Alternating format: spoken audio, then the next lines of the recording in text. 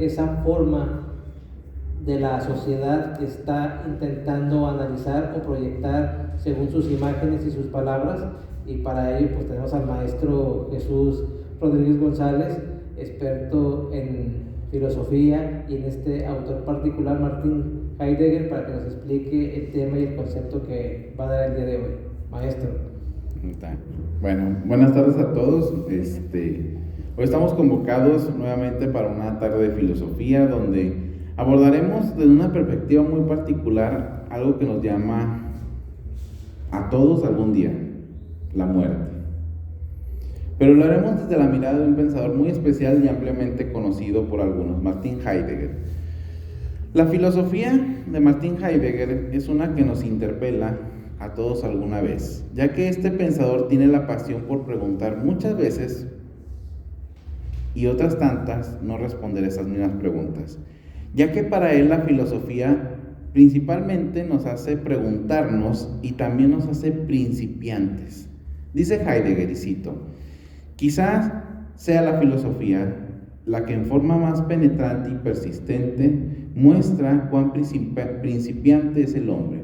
Filosofar, a fin de cuentas, no significa más que ser principiante. Esto de buscar y no encontrar, de ser principiante de nuevo en todo, es algo muy humano, pues el hombre es un ser que busca muchas veces y no encuentra. Pero a pesar de ello, sigue buscando. Somos hombres de dudas y de finales que a veces no tienen respuestas. Sin embargo, podemos seguir buscando el sentido al final de los finales abiertos. Es como cuando uno ve una película, hay películas que a veces uno no entiende y no por eso deja de ser buena. Y al final de cuentas también eso es la filosofía. Muchas veces es preguntarnos. A veces en el sentido de la filosofía es más importante la pregunta que la respuesta en sí. Martin Heidegger no es cualquier filósofo. Muchos lo llaman principalmente el filósofo del siglo XX, y ciertamente junto con Nietzsche no se puede entender el pensamiento del siglo pasado sin él. Es el filósofo que nos devolvió la pregunta por el ser. Una pregunta con aire de antaño, pero con sabor siempre a novedad. Heidegger aceptó el reto de tomar la filosofía del siglo XX, que se había olvidado del ser, como dice en su libro Ser y Tiempo, y de recalcarlo ante un hombre que volvió la vista hacia un cielo vacío y lleno de ídolos. No es de sorprendernos que al mirar afuera y no encontrar nada, invirtiera la mirada y quisiera preguntar por lo que tenemos adentro de nosotros mismos, por las cosas mismas. También debemos decir, Heidegger es un pensador polémico por la relación que tuvo con el nacionalsocialismo, pero como dice uno de sus grandes biógrafos, Safransky, las andanzas políticas de Heidegger todavía producen espasmos. Por razones filosóficas se convirtió él transitoriamente en revolucionario nacionalista, pero su filosofía lo ayudó de nuevo a liberarse de las maquinaciones políticas. Lo que hizo fue una lección para él. En adelante, su pensamiento giraría también en torno al problema que el espíritu puede ser seducido por la voluntad de poder. El camino filosófico de Heidegger conduce desde la resolución a través de la metafísica del gran instante histórico hasta el abandono mismo y un pensamiento de contacto protector con el mundo. ¿Qué significa esto en palabras más sencillas? Una de las grandes críticas, y yo creo que él también, si vemos, hay un libro de él de Editorial Trota acerca de los cuadernos negros, que él hace mucho la insistencia que él fue seducido por el nazismo porque él lo veía como una solución al problema del tecnicismo en el cual el mundo se había envuelto. Hay que entender que en el mundo que vivía Heidegger principalmente era un mundo que estaba viviendo a través de lo que se llamaba el positivismo, que eso no, vuelvo a decir, no significa ser positivo. Positivismo significa aquella filosofía que dice que solamente la ciencia, en este acto, las ciencias duras, matemáticas, todo eso, nos pueden dar respuestas. Pero ciertamente, hasta el día de hoy hemos descubierto que la ciencia no nos puede decir por qué vivir o para qué vivir. Hay preguntas que son más profundas que la ciencia misma. Entonces, imaginemos el momento en el que está viviendo Heidegger, en un mundo vuelto al tecnicismo y donde se piensa que la ciencia y la razón van a hacer mejor al ser humano, cosa que la Segunda Guerra Mundial nos demostró que no es cierto, ¿eh? Lo único que había permitido la ciencia y la razón en manos de unos hombres simplemente nos ha permitido matarnos más rápido. Entonces, Heidegger en ese tiempo, se ve seducido porque él piensa que es como mucha gente, y obviamente puede sonar un poquito anacrónico, como mucha gente, ahorita estamos platicando eso, que se fue seducida por Trump, que piensa como un tipo de añoranza al pasado, piensa que les va a devolver las antiguas glorias de las cosas. Pero Heidegger se da cuenta, de alguna manera, hay una situación ahí que se da, y él renuncia, porque de hecho le habían ofrecido el rectorado a Heidegger. Pero bueno, en otra charla abordaremos todo eso. Pero bueno, el pensamiento de Heidegger es revolucionario, y creo que él era. Pero al darse cuenta que la revolución del ser humano no es por la vía militar, termina por desistir Heidegger. No es que tratemos de justificarlo, pero si analizamos la vida de muchos pensadores, podremos encontrar siempre muchas manchas en la tela de su pensamiento, aun cuando estos sean muy brillantes. Por eso también quiero enfocarme un poco en su biografía para después irnos directamente al meollo de la plática. Hay que entender primeramente que la vida de Heidegger es una vida dedicada a la filosofía.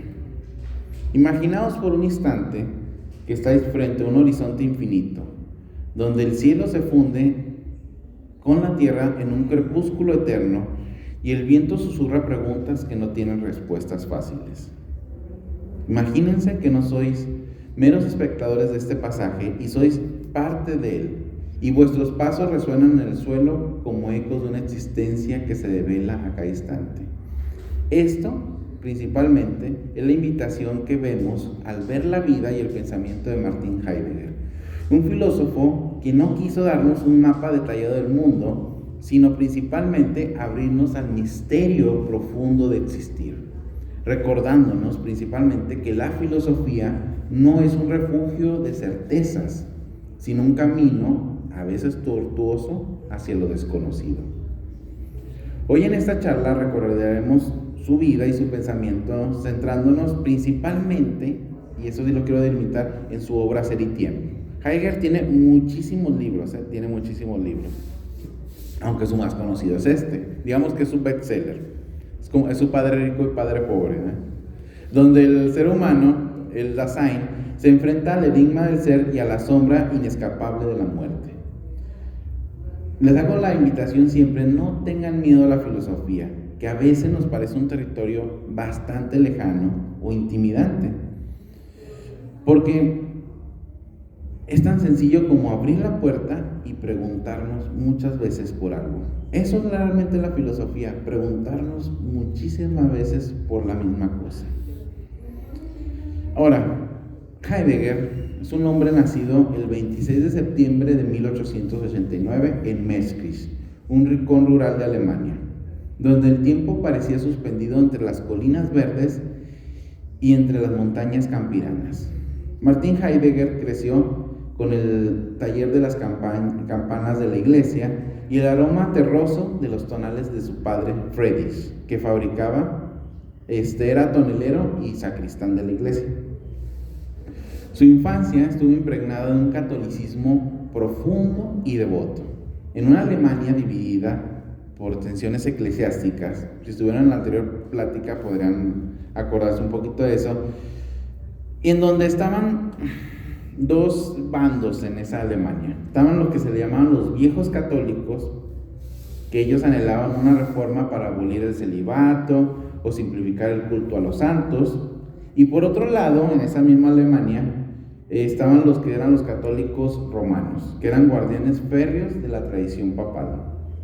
La familia Heidegger, alineada con estos últimos, con los tradicionalistas, vivía en la órbita constante de la parroquia, donde el joven Martín respiró desde niño la tensión entre lo eterno y lo cambiante, entre la fe inquebrantable y las corrientes de la renovación.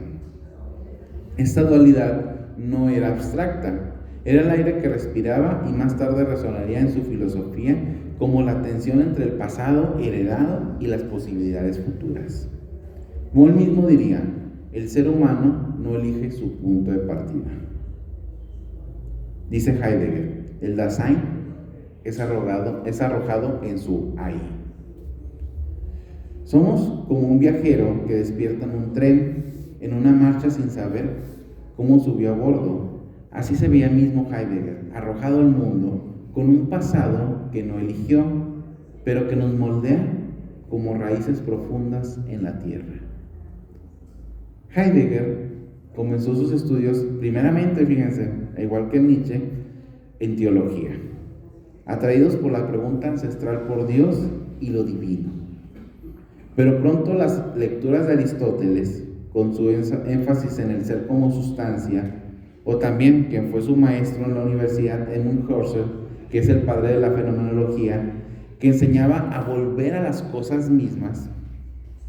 Y de hecho, también Heidegger fue impregnado por los escolásticos medievales, tales como Tomás de Aquino, que lo llevaron a un terreno más radical y terrenal, a no ver primeramente al ser como Dios como una entidad suprema, sino el ser mismo en su desnudez. Su ruptura con la teología institucional, alrededor del año 1919, no fue un abandono caprichoso de lo espiritual, sino un giro hacia lo que él llamó la pregunta fundamental. ¿Cuál es la pregunta fundamental para Heidegger?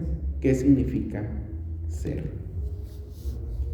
También debemos de señalar que Martin Heidegger fue alumno de Karl Breit, el cual en la obra de 1896, que se llama Resumen del Ser, se llama Resumen de Ontología, este filósofo afirma que el ser no es derivable a partir de sus conceptos superiores, sino que lo que significa el ser es lo que nosotros representamos directamente, lo cual Heidegger toma directamente para ser y tiempo.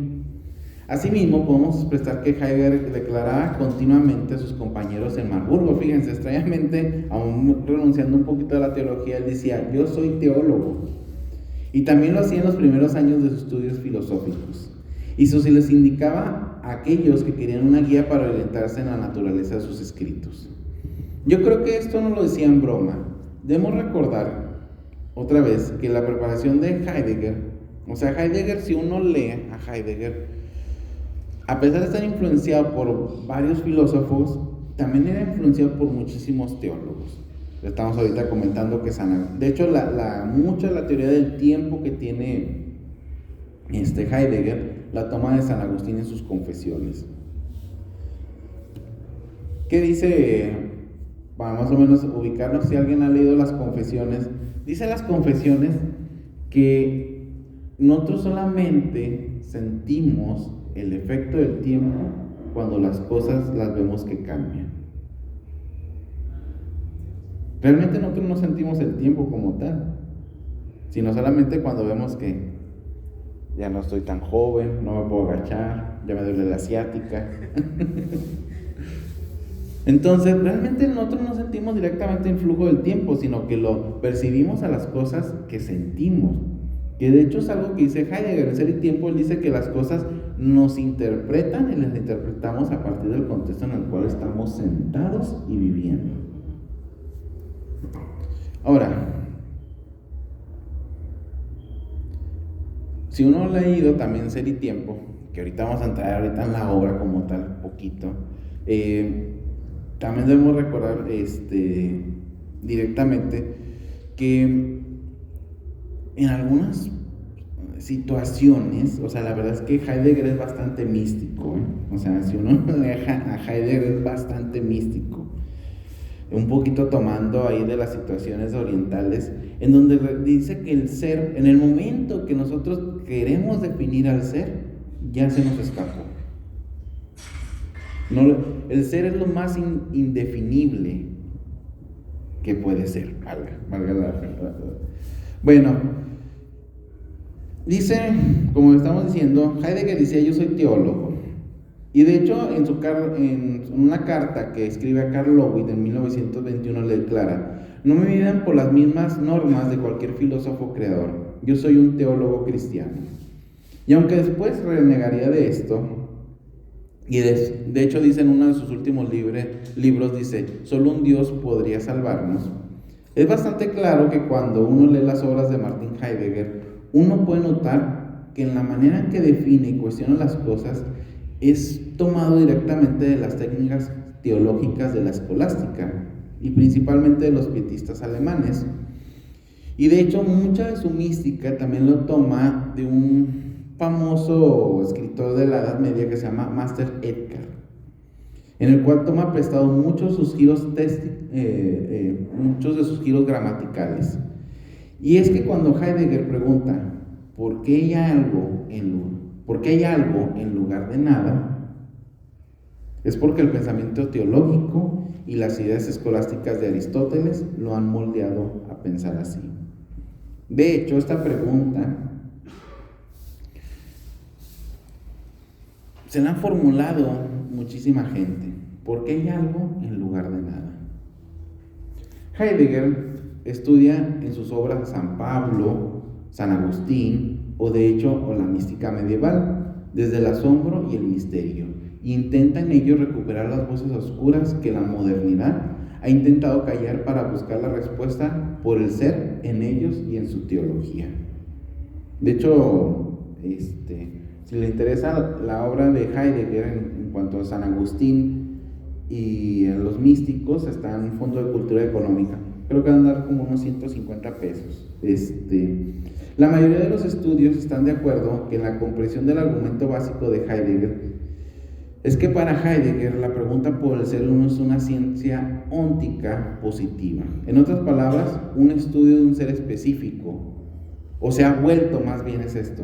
Y es decir que para Heidegger la fe y la filosofía son objetos ontológicos totalmente independientes. Para Heidegger, la filosofía no debería ser una ciencia exacta en sí misma.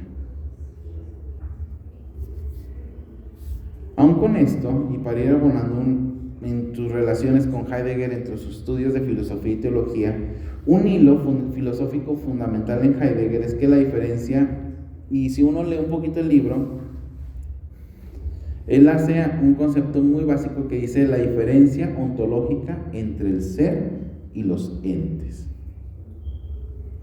En unas palabras muy sencillas, vamos a tratar de decirlo. Cuando yo digo esto es una silla, pues todos decimos, bueno, claramente esto es una silla. Conlleva el concepto de ser, es ser una silla. ¿Qué significa ser una silla?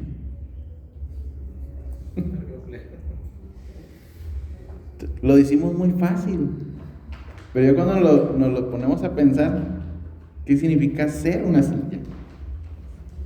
Él es una persona. ¿Qué es una persona? ¿Qué es lo que define que alguien sea una persona? Porque podemos tener sustancias y accidentes, como decía Aristóteles, ¿verdad? Si alguien se acuerda en su secundaria, sustancias y accidentes, sustancias es lo que me define como persona, o la diferencia esencial, y los accidentes son lo que puede estar o no estar en alguien. Por ejemplo, pues yo soy Jesús Rodríguez. Si yo dejara de tener un ojo, ¿seguiría siendo Jesús Rodríguez? Sí. Si no tuviera mis 4 brazos, 2 brazos y mis 2 piernas, ¿seguiría haciéndolo? Sí. Entonces, ¿qué es lo que me hace ser Jesús Rodríguez? Tu cuerpo, tus pensamientos, tus actitudes. Si fuera un estado vegetal, ¿dejaría de ser Jesús Rodríguez? No, ahí estás tú todavía. Entonces no me define eso. Interesante esa parte. Interesante en el sentido, como lo mencionas, maestro, que una cosa es el ser como tal, que ya lo tenemos concebido socialmente, a través de los sellos que nos pueda cambiar el ser, pero ya preguntándolo realmente es una silla, a lo que es que la respuesta no se puede encontrar. Pueden ser suposiciones o creencias de tu estudio científico o empírico, podría ser. Sí. Yo creo que aquí uno de los conceptos más básicos es que, bueno, tenemos sustancias accidentes, bueno, si nos fuéramos por la cuestión aristotélica, pero ya en el terreno más concreto, o sea, hay muchas cosas en que nos escapan de la esencia del ser. Entonces, por eso dice, de alguna manera, Heidegger, que la filosofía no debería ser una ciencia exacta en sí misma. Cuando nosotros la hacemos ciencia exacta, la filosofía pierde su carácter investigativo que tiene, o de investigación. Porque ya no se pregunta, ya da las cosas por sí mismas, las da por hecho. Y eso no es el sentido de la filosofía, ni es el sentido de la vida, que ahorita vamos a ver la cuestión cómo se relaciona esto con la muerte. Ahora, aún con esto, y para ir abonando, vamos a ir, Heidegger es muy influenciado por la teología de un teólogo que se llama Karl Barth, que a su vez está influenciado por la idea de San Buenaventura. Los que son católicos romanos creo que sí lo han de ubicar. Y San Buenaventura no es totalmente original, ya que muchas ideas están influenciadas por la filosofía escolástica. ¿Por qué hago toda esta referencia? Nomás quiero hacer, porque a veces nos han enseñado como que la Edad Media fue una edad oscura. No, la verdad es que la Edad Media fue una edad muy, muy brillante. O sea, sí fue muy, muy brillante. Ciertamente, ahorita vamos a ver, está muy influenciado por el pensamiento teológico, pero, o sea, muchas de las cosas que nosotros hacemos hasta el día de hoy están influenciadas por la Edad Media. De hecho, el método escolástico se sigue usando el día de hoy. Y en España es muy usado el método escolástico. Ahora, lo que sí es una diferencia que propone Karl Barth y que Heidegger toma después, como es influenciado por la teología, es que él define que el ser está totalmente indeterminado. Es lo que estoy diciendo ahorita. Las cosas no las podemos definir como tal. Solamente Dios está definido por sí mismo. Pero después de esto, creo que la influencia del ideísmo de Schelling o de Hegel, que tiene después Heidegger, y que después se separa de esta perspectiva teológica tradicional, hace muchos cambios también en Heidegger. Ahora, para entender a Heidegger, imaginemos la filosofía no como un edificio estático, sino como un río vivo que cambia de curso con el tiempo, arrastrando sedimentos de épocas pasadas hacia nuevos horizontes. De hecho, por eso es muy interesante que de hecho Heidegger le dedica un libro a varios de los pensadores antiguos, ¿verdad? Como aquel que decía que no nos podemos bañar 2 veces en el agua del mismo río. O le dedica un tiempo también a Heráclito, que sus escritos son sumamente místicos, ¿verdad? Bueno, como punto vuelvo a decir, imaginemos que para Heidegger la filosofía no es un edificio estático, no es ese edificio que tiene esas estructuras, que tiene esa ontología, que tiene esa metafísica, sino que es como un río, algo que se desborda, algo que llega a ti mismo a través de un devenir constante. En la antigua Grecia, los presocráticos, y ahorita vamos a entender los giros, los presocráticos, los primeros filósofos, para poder entender a Heidegger, vamos a hacer un pequeño recorrido de la filosofía, 10 o 15 minutos más. En la antigua Grecia, los presocráticos, tales como Tales de Mileto o Heráclito, preguntaban por el arjé. ¿Qué significa el arjé? Es el principio originario del cosmos, o lo que le llamamos nosotros el logos. Y cada uno de ellos llegaba a distintas respuestas. Unos decían que era el agua, otro era el fuego, otro eran los elementos, el cambio constante. Y ahí surge el primer giro de la filosofía. Sócrates da el primer giro porque hace un giro antropológico. Y en vez de buscar el sentido o el principio originario fuera del ser humano, hace que vuelva la mirada hacia el interior de uno mismo. ¿Qué decía Sócrates? Dice, conócete a ti mismo. Decía, desplazando el foco de la naturaleza, o sea, ese foco fuera de uno mismo para volverlo hacia uno mismo. Y ahí surge el estudio de lo que se llama las virtudes éticas, ¿da? Por ejemplo, si uno lee, de hecho muchas de las preguntas que hacen, por ejemplo, los primeros filósofos griegos es, ¿qué es el amor? ¿Cómo se debe de amar? Por ejemplo, si alguien ha leído el banquete de Platón, hace pregunta ¿cuál es la mejor manera de amar? ¿Da? Obviamente Platón dice que son dos hombres, ¿da? Recordemos que en aquel tiempo, y obviamente eran otras épocas, los podemos juzgar, pero consideran que la mujer era un ser inferior en aquellos tiempos, ¿da? De hecho, se consideraba, pero estamos en una plática de adulto, que en parte del conocimiento se compartía a través del semen, por eso tenían relaciones sexuales. Por eso también tiene el concepto de semen, significa semilla. Bueno, por eso muchas de las preguntas que hacen esos primeros filósofos es ¿cómo es el mejor sistema de gobierno?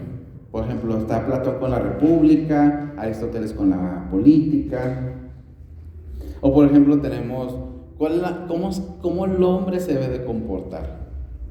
Por ejemplo, está Aristóteles con la ética, que bueno, él llama ética de las virtudes.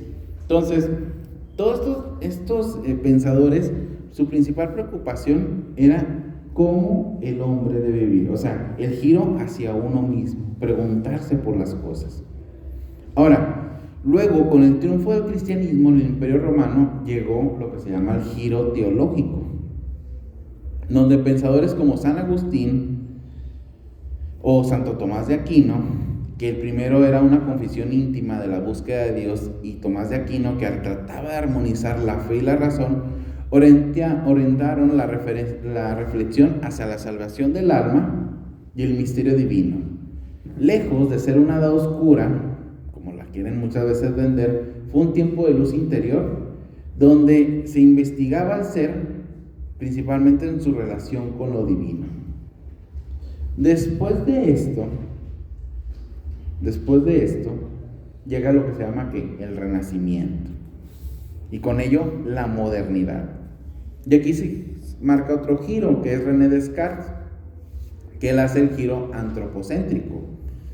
¿Qué significa el giro antropocéntrico? De dejar de pensar a Dios como el centro del universo, colocan al hombre como el centro. ¿Qué decían? El hombre es la medida ¿de qué? De todas las cosas. ¿Cómo se llama? El hecho de la representación, exactamente. Por eso dejan de ver a Dios y empiezan a ver al hombre como. Nomás que hay un problema muy grande. Esa idea de Dios, pues es muy grande. Y la idea de hombre no va a poder llenar todos los vacíos. Por eso se abren ciertas brechas en las interpretaciones. Pero bueno, René Descartes marca el giro antropocéntrico con su cogito ergo sum, que significa pienso, luego existo. En el Discurso del Método, que es un libro del año 1637, colocando al sujeto como el fundamento inquebrantable del conocimiento, inaugurando una era de confianza en la razón científica que eclipsó la espiritual. Recordemos que, bueno, si alguien ha leído un poquito el libro, él dice que lo que buscaba René Descartes era un cimiento en el cual pudiera pararse para poder hacer una base a través del que pudiera sustentar todo el conocimiento humano. Y dice, bueno, voy a dudar de todo, voy a dudar hasta de que yo existo. Por eso dice, y lo único que puedo saber es que, y a partir de que dice, bueno, como soy un ser pensante, por eso si pienso, luego existo. Pero aún a eso no le da totalmente toda la certeza, ¿eh? De hecho, si uno lee el libro, al final dice, bueno, porque él reconoce que el pensamiento humano puede tener errores. Y dice, bueno, cuando son esos errores es porque hay un demonio que nos engaña. Pero bueno, entonces, lo que hace Descartes es que eclipsa el conocimiento espiritual por el conocimiento científico. Y alargando esto, Immanuel Kant profundiza esto con un giro, como se llama su giro copernicano, en su famoso libro que se llama La crítica de la razón pura. Y lo que hace Kant es un giro, por eso se llama giro copernicano. A ver, clase de secundaria de prepa, ¿qué hace Copérnico? Ya no es la Tierra el centro del universo, sino que estamos ¿qué? Girando alrededor de ella. Lo mismo hace Kant. O sea, el ser ya no dice que las cosas nos dan conocimiento por sí mismas. O sea, bueno, esto es una mesa. Entonces, como la mesa es porque el conocimiento de la mesa viene porque la mesa es. No, lo que hace Kant es que hace un giro. Nosotros reconocemos que la mesa es porque principalmente yo la pienso que es una mesa. O sea, son nuestras premisas las que hacen que podamos adquirir conocimiento. Por eso él llama los juicios sintéticos, no me quiero meter ahorita en mucha terminología, los juicios sintéticos a priori, así se llama lo que él define. Pero bueno, la idea es esa, que nosotros tenemos un conocimiento a partir de, o sea, no significa esto que las cosas no existan, pero las interpretamos de esa manera porque principalmente nosotros tenemos ya premisas en nosotros mismos. Él hace se puede llamar criticismo. Entonces, ese es lo que se llama el giro copernicano, y él dice un famoso término que se llama fenómeno y el nómeno. ¿Qué significa el nómeno? Las cosas por sí mismas. Y el fenómeno es lo que percibimos de esas cosas. Entonces, con nuestros sentidos, ¿qué es lo que percibimos? ¿La cosa en sí o los fenómenos que se nos presentan? Los fenómenos. Solamente podemos percibir los fenómenos de las cosas. Ahora, no es el conocimiento el que se adapta al mundo, sino es el mundo el que se moldea las estructuras a priori de nuestra mente, como el espacio, el tiempo y la causalidad.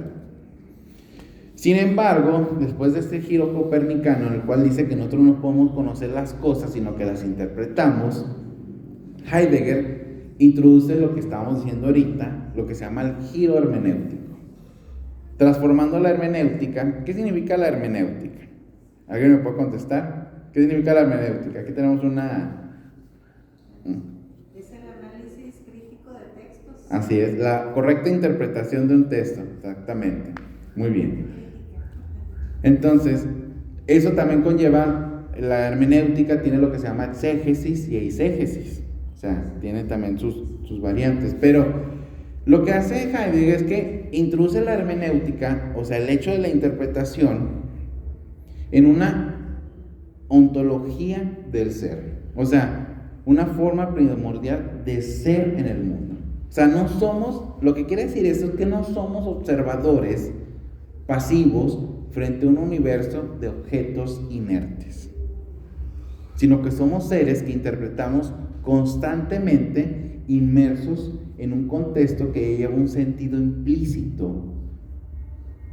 Por eso cuando dice Heidegger que somos arrojados, que de hecho ahorita decía de Sartre toma esa frase de Heidegger, que estamos arrojados.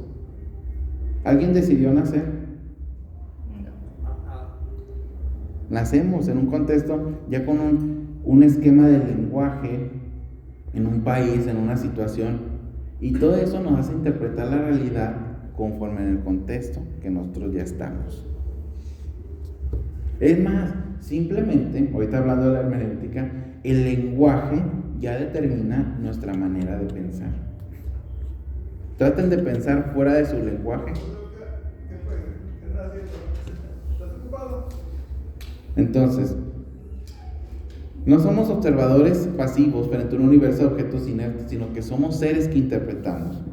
Ahora, pensad en algo tan cotidiano como usar un celular para navegar por la ciudad. Fíjense, no lo analizas como un montón de circuitos y algoritmos, que es lo que realmente es un celular. Lo usamos intuitivamente para llegar a un destino, y en ese uso práctico comprendemos su sentido en el flujo de nuestra vida. Heidegger lo expresa con claridad poética. El Dasein, que significa ser ahí, no sale de su esfera interna en la que estaría primordialmente encapsulado, sino que por su modo primario ya está siempre fuera, junto a otros entes que comparecen en el mundo ya descubierto una vez. ¿Qué significa esto? Que nosotros estamos inmersos en un mundo que estamos comprendiendo constantemente. El comprender no es un acto secundario o intelectual, sino que es nuestra manera de existir práctica y existencialmente. Este giro hermenéutico, Heidegger todavía lo radicaliza más cuando diagnostica el olvido del ser como la gran herida de la filosofía occidental. Desde Platón nos hemos obsesionado con los entes, o sea, las cosas concretas. Nos obsesionamos con Dios, con la maldad, con lo bueno, con el dinero, con los objetos, pero hemos olvidado el ser que las hace posibles. O sea, nosotros somos los que hemos creado las cosas. ¿Quién le da el valor al dinero? Nosotros. Y nos enfocamos más en el dinero que realmente en el que le ha dado el valor al dinero. En Ser y Tiempo, él busca recuperar esa pregunta olvidada.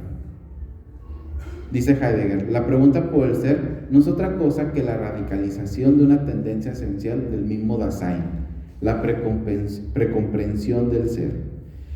Es como, para Heidegger, es como si la filosofía hubiera estado mirando las hojas de un árbol, pero ignorando las raíces que lo sostienen. Ya entendiendo un poquito esto, vamos al núcleo un poquito de la charla. El Dasein y el ser para la muerte, la angustia como revelación. El núcleo palpitante de la obra de Ser y Tiempo es el Dasein, que significa ser ahí. Que no solo es un individuo biológico o una mente abstracta, sino que cada uno de nosotros somos el ser único que se pregunta por su propia existencia, por su quién en medio del mundo. ¿Qué significa esto? Hay muchos seres o entes que existen en este mundo. Obviamente estoy generalizando, pero el Dasein, que obviamente está haciendo referencia al ser humano, es el único que se pregunta por sí mismo. Tiene conciencia de sí mismo. Hay investigaciones acerca de las ballenas y todo eso, que también pero bueno, ahorita dejamos lo que es el ser humano, para no meternos ahorita en todo eso. Pero lo que trata de decir Heidegger es que el ser humano es el único que se pregunta por sí mismo, que tiene conciencia. Eso es lo que nos hace diferentes. El problema es cuando nos dejamos de preguntar, o que somos instrumentalizados. Ahora, somos Dasein porque no vivimos como autómatas en una cadena de causas y efectos. Bueno, ahorita con el día a día a veces vivimos así. Pero la pregunta fundamental y que lo que nos hace personas es que nos interrogamos. La primera pregunta es: ¿quién soy en este caos? ¿Qué hago aquí, en ese instante fugaz? Heidegger nos describe como arrojados al mundo. Dice Heidegger, el Dasein no tiene en su poder el fundamento de su ser.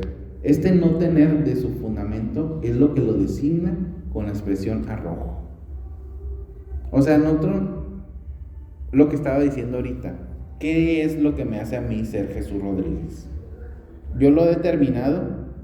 Yo no lo determiné, ya estoy arrojado, ya soy Jesús Rodríguez. Pensad en esto cuando os despertáis en un lugar desconocido durante un viaje, desorientados, sin recordar cómo llegaste. Así es nuestra vida entera. No elegimos nacer, no elegimos ni nuestra familia, ni nuestra época histórica, ni las circunstancias que nos envuelven como una red invisible. Pero debemos construir sentido desde ese arrojamiento y tejiendo posibilidades futuras con los hilos del pasado, lo que estaba diciendo ahorita. El Dasein vive inmerso en la angustia, que no significa un miedo puntual a algo concreto, como un examen fallido, o una arañaza en la pared, o una tormenta, sino que es una inquietud profunda y sin objeto ante la nada. La posibilidad abismal de no ser. O sea, lo que nos hace ser es la posibilidad de no ser. O sea, lo que permite que seamos personas vivas es que no estamos muertas. Entonces lo que significa es que la muerte, cuando pensamos en la muerte, es lo que nos permite reflexionar acerca de la vida. Es esa posibilidad mismal de no ser. Imagináis que estáis solos en casa, de noche, con el silencio absoluto, y os asalta la pregunta.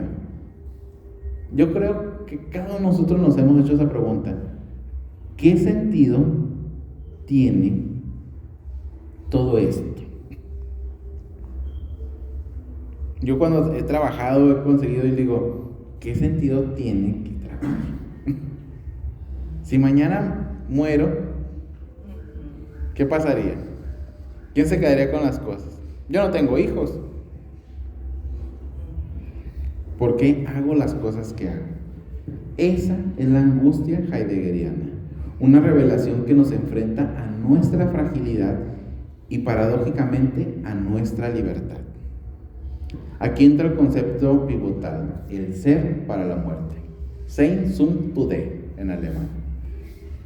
La muerte no es un evento remoto, ni un punto final en una línea temporal. Es una posibilidad que nos acompaña siempre, como una sombra que se alarga con cada paso, recordándonos nuestra temporalidad. Heidegger lo dice con una crudeza que corta como un viento frío. Tan pronto como un hombre viene a la vida, ya es lo bastante viejo para morir. Pero lejos de ser un mensaje pesimista, esta idea es liberadora, porque es un llamado a despertar. Aceptar la muerte nos empuja a vivir auténticamente, a elegir nuestras posibilidades propias en lugar de disolvernos en el rebaño. Lo que Heidegger llama el Das Man, el uno anónimo de las convenciones sociales, ese se dice, se hace, que nos arrastra como una corriente invisible. ¿Cuántos de nosotros hemos tratado de vivir auténticamente? O hacemos las cosas porque alguien más nos las ha dicho, o vivimos las vidas de otros que nos han impuesto. La muerte nos hace reflexionar sobre eso. Pensad en un ejemplo cotidiano. Estás en una reunión con un amigo, colegas, y todos hablan de las banalidades seguras: fútbol, moda, el chisme, el buen meme. Podéis sumaros al uno y charlar sin riesgo, diluyéndonos en la masa, o puedes decidir hablar de algo profundo, como vuestros sueños frustrados, nuestros miedos ocultos o una decisión vital pendiente.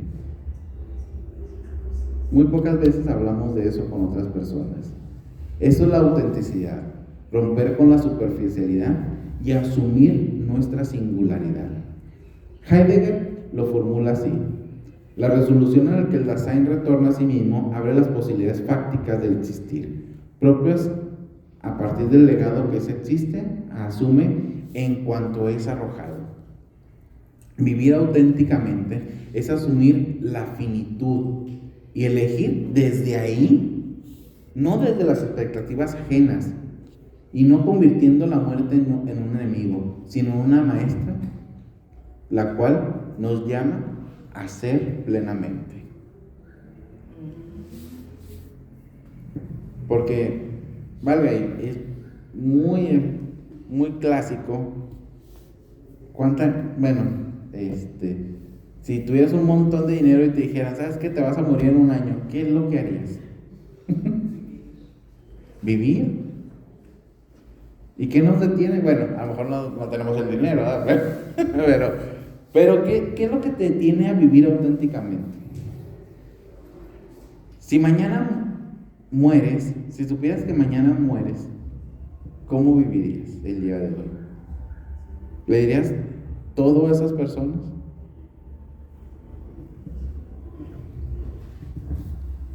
Complicado. Pero solamente ante decisiones desesperadas tendríamos respuestas concretas. ¿Cuántas veces? A mí me tocó que mi bisabuelo era una persona muy, muy dura. Y nunca, ni a mi papá, ni a otras personas les dijo que los apreciaba. Solamente cuando se iba a morir nos dijo, y digo, ¿qué necesidad tienes de hacerlo cuando vas a morir? Hasta el final quiso vivir auténticamente. Para entender un poquito también el ser para la muerte de Heidegger, hay que entender lo que se llama el círculo hermenéutico, o sea, la danza eterna del comprender. El giro hermenéutico de Heidegger, lo que estamos diciendo ahorita, no solo redefine al ser humano como un intérprete, sino que también lo transforma como como alguien que comprende al mundo, haciéndolo un círculo con una danza inevitable y creativa. En la hermenéutica tradicional, este círculo de interpretación era visto como un problema lógico. O sea, ¿qué es lo que decía antes la gente? Para poder entender a alguien o un evento, necesitas entender el todo. Hay que entender su contexto histórico, que también sí es importante, pero esto es como un perro persiguiendo su propia cola. Heidegger lo eleva más bien a una virtud ontológica. O sea, todas nuestras comprensiones parten de una precomprensión. O sea, todos venimos arrojados e interpretamos la vida a partir de las expectativas y los prejuicios culturales que traemos como un equipaje. Imaginad esto, que leemos un mensaje ambiguo de un amigo y antes de descifrarlo por completo, ya sabemos en qué tono nos lo va a decir. O sea, irónico, serio, afectuoso, y basado en nuestra historia compartida con él, y ya lo estamos interpretando, ¿eh? Así es la vida. A veces interpretamos la vida conforme a lo que nosotros ya hemos vivido. Como dice cada quien platica la feria, como le pueda. Heidegger lo explica con una pasión que resuena. Dice Heidegger, el círculo no debe degradarse en la condición de un círculo vicioso, ni tampoco hay que considerarlo un inconveniente salvable. En él se oculta una posibilidad positiva de la comprensión más originaria. Esto es como cocinar una receta heredada de nuestra abuela. Empezáis con el sabor que tenemos de memoria, el sabor de la infancia, las proporciones aproximadas, pero al prepararla ajustamos ingredientes sobre la marcha y al final el plato nos sorprende con un matiz nuevo. ¿Qué significa esto? A veces podemos interpretar algo y reinterpretarlo para hacerlo mejor. Así es la vida. Muchas situaciones que nosotros tenemos, no tenemos que volver al mismo círculo, sino que las podemos reinterpretar y darles un nuevo significado. No debemos de caer en el círculo, sino con un pie en el paso heredado y otro en el futuro y otro en el presente. O sea, debemos de vivir siempre lo que se llama el ser ahí. Eso es lo que se refiere Heidegger con eso. El ser ahí es aquel ser que entiende, comprende y al mismo tiempo se angustia por la muerte que viene. Para ir cerrando, ¿y por qué es importante leer a Heidegger? Parte de estas charlas también son un bocadito para que ustedes también lean las obras directamente del autor. Como dije en la charla pasada, decía Schopenhauer que cada quien debe aprender a masticar su propia comida. Entonces, lo mismo. Estas charlas son para que ustedes tengan el interés de leer las obras. Y si son difíciles, a veces así son. Yo he tenido que leer varias veces un mismo libro y detenerme a veces en una hoja. Pero bueno, solo para ir terminando, y porque es importante leer a Heidegger, la influencia de Heidegger es un río caudaloso que aún fluye a través de la filosofía contemporánea, regando corrientes diversas y a veces contradictorias. De hecho, Heidegger inspiró en el existencialismo de Sartre, quien tomó el Dasein para enfatizar la libertad absoluta y la mala fe de evadirla. También influenció en Gadamer, que extendió el círculo hermenéutico. También influenció en un francés que se llama Derrida, que desmontó las estructuras metafísicas con un ojo heideggeriano. De ahí viene la famosa palabra de construcción. No sé si la han oído. Muy de moda. Esa palabra se ha reinterpretado, pero en el sentido original es de Heidegger, de construcción. Esa es la palabra que utiliza Heidegger. Pero bueno, Heidegger fue tan importante que influenció también a teólogos, a Rudolf Bultmann o Paulus Tillich. Bueno, pero Heidegger, vuelvo a decir, no es un héroe sin sombras. Como hemos dicho, se asoció a la cuestión nazi, también se salió, pero de hecho críticos de su época como Emmanuel Levinas lo cuestionaron, muchas veces por esas relaciones, pero también por sus ideas, por priorizar el ser sobre la ética, ignorando al otro. Aún así, debemos de leer a Heidegger, porque su obra perdura como un faro, no con respuestas definitivas, sino para mantener vivo el asombro. Heidegger no quiso darnos un manual de instrucciones filosóficas para la vida, sino un camino de preguntas incesantes. Como él mismo dijo en una de sus conferencias posteriores, el pensar no produce saber, sino que se convierte en un camino. Su vida fue una búsqueda incansable por el sentido de ser, y su meditación sobre la muerte no es un lamento fúnebre, sino una chispa vital. Solo al abrazar nuestra finitud, nuestro fin, como una llama que arde sabiendo que se extinguirá, podremos abrirnos a la vida con una profundidad y coraje. Así que, queridos oyentes, cuando salgáis de esta charla, tratamos de mirar el mundo como Heidegger nos invita, no como un escenario distante lleno de objetos inertes, sino como un hogar vivo donde somos, a cada instante, intérpretes del misterio de existir. Debemos de preguntarnos por nuestro propio Dasein, enfrentarnos a la angustia con resolución y dejar que el ser vuele en vuestros pensamientos y seguirnos preguntando, porque el camino continúa y debemos de definirnos y decir qué posibilidad elegiremos el día de hoy. Bueno, eso sería todo.